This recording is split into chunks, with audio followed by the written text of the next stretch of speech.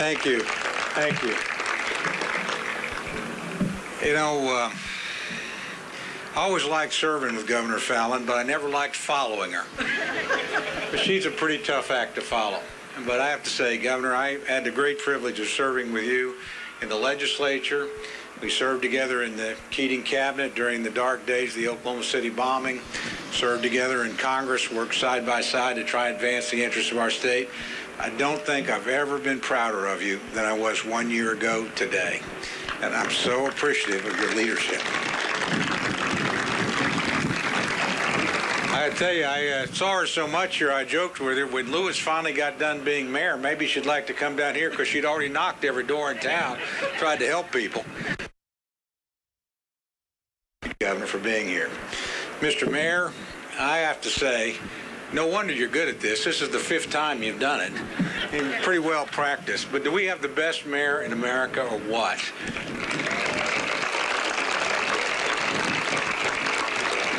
When you've got a tough day and you've got a crisis, you want Glenn Lewis and you want Steve Eady and you want the leadership team they've assembled and you want the kind of men and women that work at our police department, our fire department. You want those people because they've got your back and they come and they help and they get the job done and then they just magically disappear. They're just amazing. So thank you, Mr. Mayor. This town owes you more than it could ever possibly repay you. And David, I have to tell you, when that hospital got built, we all know it got in financial problems. The first people to help us were people at Norman Regional that came in and rescued the facility financially for us so we could have that facility here and more. And then when it got blown away, I know some people wondered, well, gosh, will they rebuild? Because they're just not too far down the road from us. And the fact that you and your leadership team have made the commitment to this community and have come back and are building a new medical center for us here, it just means everything. And it just really tells folks how deeply committed you are to this community and what an integral part you've been here ever since you've arrived. So just thank you very much for that.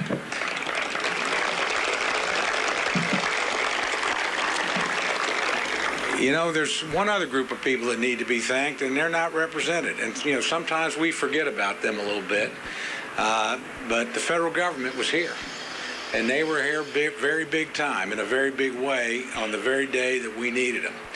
Yesterday, I had the opportunity to call then Secretary Napolitano. She's now President Napolitano out at the University of California system. And, she was a little startled, I think, to get the call. And she said, well, Congressman, why are you calling? I said, because I want to say thanks. I want you to know we don't forget who helped us. And later today, after the ceremony, I've got a scheduled call with FEMA Director Fugate, because he was down here as her deputy. She then followed. We've had wonderful follow-on help from HUD, the people with Secretary Donovan, and particularly the local branch here and more in rebuilding this community for the Department of Education with Secretary Duncan, and it's just been a wonderful effort. And I want to personally thank the President of the United States. He was here on the ground 6 days after the disaster. He committed, I know, to the governor and to me, the night of the disaster, we will be with you every step of the way. And the President of the United States has kept that commitment.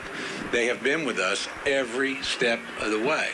And when the President came into town, I have to tell you, the governor and Director Fugate and I met him, and we all came in together, and we came through some of the most devastated parts of the city, and there were a lot of people out. And, that's first presidential visit ever to Moore, Oklahoma. Now, I don't want to have to go through that to get a second visit, but that was a pretty big day. But there were a lot of people out. They were taking pictures, some of them waving little American flags. They were waving at the president. And the president was pretty startled by all this. He said, Tom, I'm pretty surprised to see all these people out here that, this is a disaster situation, and yet here they are, a lot of them to, say hi and welcome me, and he says, I'm pretty amazed. And I said, Mr. President, don't be amazed. This is a place where you've never gotten a lot of votes, but you've always had a lot of friends. And he laughed. He took it in very good humor. But you think about that. He came to a state where he didn't carry a county in either of his 2 elections, and he was on ground, because that's what Americans do. That's just what we do for one another. When our back is against the wall and we're in trouble, we go help. When Governor Fallon was running for her first term, she had a phrase she liked to use a little bit, which I thought was a wonderful phrase, and she talked about Oklahoma as being a place of faith and family and friends and freedom. And boy, if that is true, you never saw it like you did 1 year ago today. Now, if you're from Moore, Oklahoma, wherever you're at and whatever you're doing today, I promise you're having a better day than you had a year ago. Because if you were on ground, you were dealing with a horrific situation. And if you were any distance away, you were wondering about your family and your friends and your community, and could they get through this, and how could you get back there right away to them? But you know, those very principles that the governor laid out and talked about all came into play. This is a place of faith. And yes, we all have faith in someone and something higher than ourselves.